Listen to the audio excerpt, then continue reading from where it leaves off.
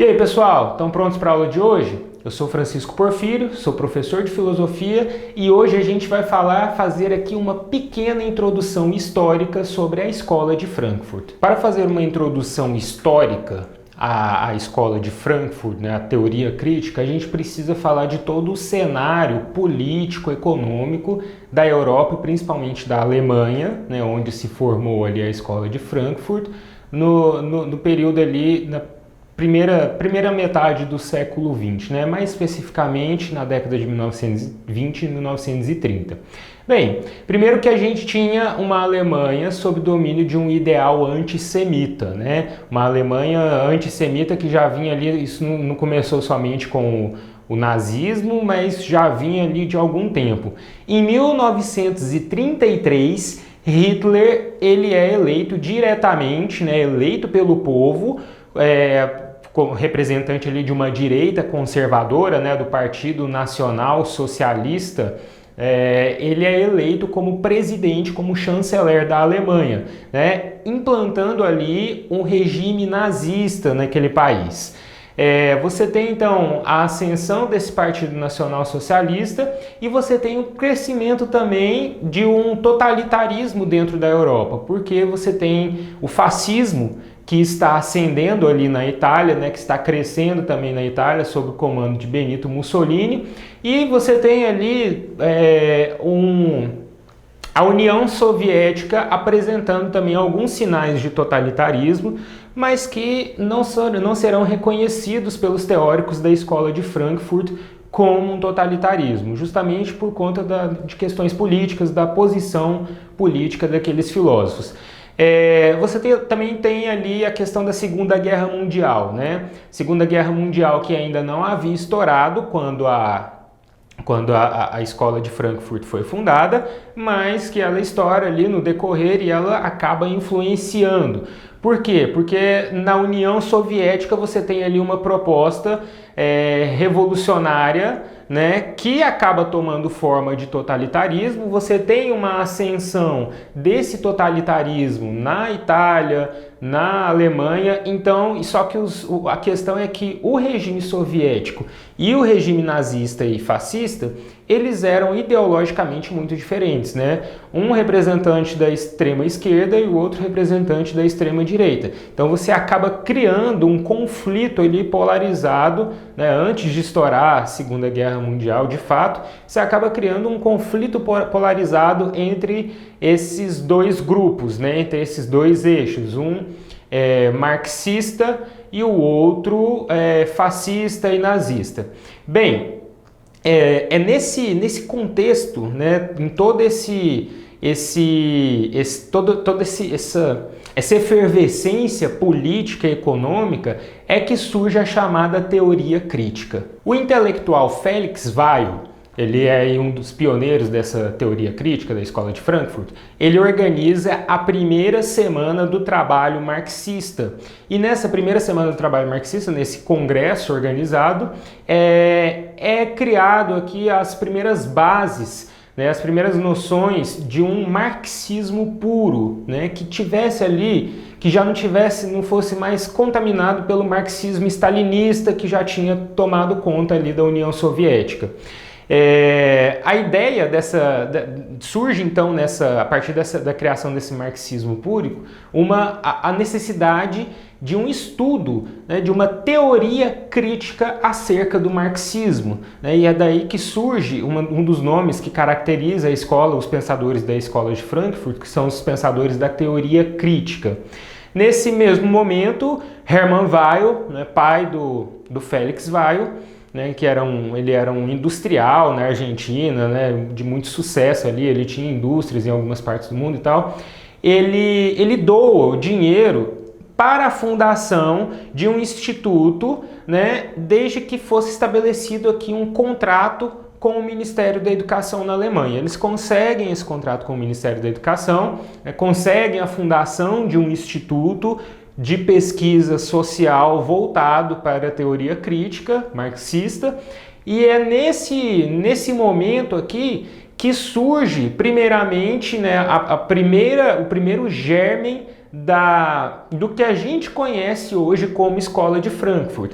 A única exigência que o Hermann Weyl fez foi que o diretor do instituto, esse primeiro diretor, ele tivesse algum vínculo com a Universidade de Frankfurt. Então, em 1923, é fundado o Instituto de Pesquisa Social. E uma curiosidade é que foi cogitado primeiramente o nome de Instituto para o Marxismo, mas acabou aí o nome Instituto de Pesquisa Social acabou vencendo.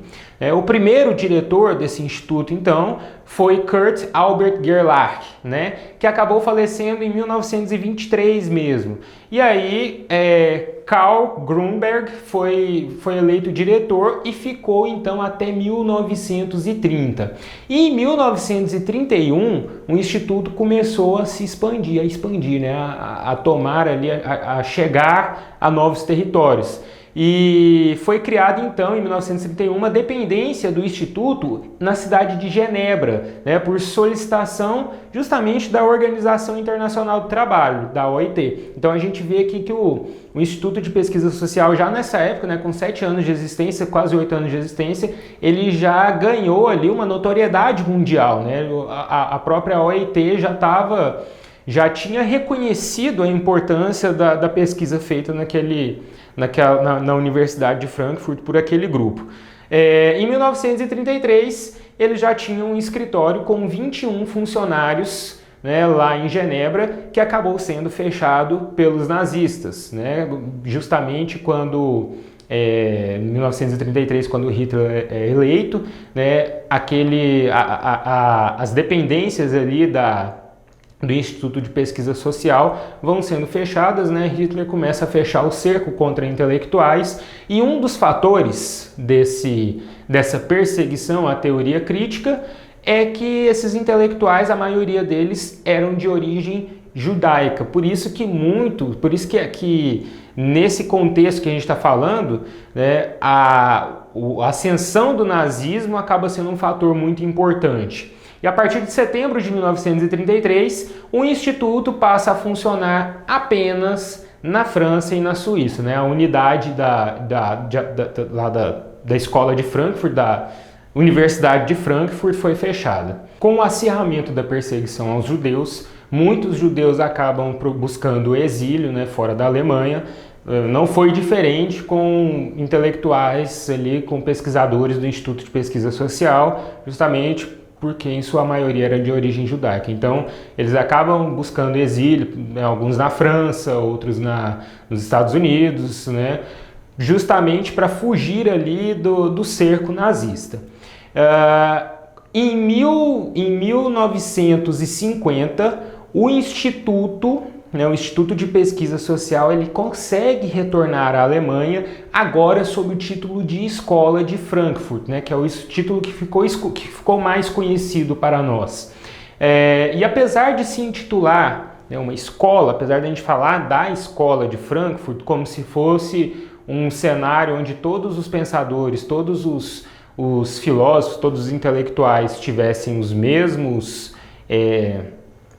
o mesmo pensamento, o que na verdade a gente vê outra coisa. Eles têm pensamentos diferentes, né? Então eles têm teorias diferentes. Não é uma escola unificada de pensamento unificado. Uma curiosidade é que a teoria crítica, ela tornou-se uma teoria legítima, né? Um fundamento ali que unificasse o pensamento daqueles teóricos, a partir de uma publicação específica, né, que é a publicação da obra Teoria Crítica do Marx Horkheimer, né, do filósofo e sociólogo Marx Horkheimer, na revista, a obra Teoria Tradicional e Teoria Crítica, né, na revista de pesquisa social, que aconteceu ali entre os anos de 1932 e 1942. Então, essa obra publicada, né, em vários fascículos, em vários artigos, para essa revista, intitulada ali, a obra intitulada Teoria Tradicional e Teoria Crítica, acabou dando os ares de uma teoria mesmo legítima para aqueles pensadores do Instituto de Pesquisa Social, algo que unificou todos ali. E é sabido que o Horkheimer, ele foi o principal responsável pela consolidação da escola de Frankfurt, né? Não somente por sua posição intelectual e política ali no âmbito dentro ali da Universidade de Frankfurt, enquanto um docente da Universidade de Frankfurt, mas sobretudo por sua situação financeira, que acabou, né, lhe permitindo que ele garantisse ali várias realizações no âmbito político da Europa daquela época. Um fator curioso também é que Adorno e Marcuse, né, Theodor Adorno e Herbert Marcuse, dois dos grandes filósofos da escola de Frankfurt, eles ganharam maior notoriedade somente no período do exílio, no período em que eles estiveram fora da Alemanha, né? No caso desses dois pensadores, eles estavam exilados nos Estados Unidos e acabaram se envolvendo com a docência e com a direção de uma universidade na Califórnia. E todos, se a gente for pegar aqui, todos os estudiosos do Instituto de Pesquisa Social, eles acabam comungando um aspecto diferente, um aspecto comum, apesar de ter ali as diferenças, né, a gente falar de uma escola de Frankfurt que não tem um pensamento igual, mas todos eles têm um ponto em comum, que é justamente estabelecer uma crítica social sob o ponto de vista de um marxismo heterodoxo, ou seja, de uma maneira não ortodoxa de se estudar o marxismo. Então eles estão propondo ali novos limites, novas barreiras, encarando novos desafios, né, sociais e econômicos através dos estudos dos escritos de Karl Marx, né? Então eles são muito mais influenciados por Marx do que dizer que eles são seguidores de Marx, né? Eles criam um pensamento novo sob a influência do marxismo.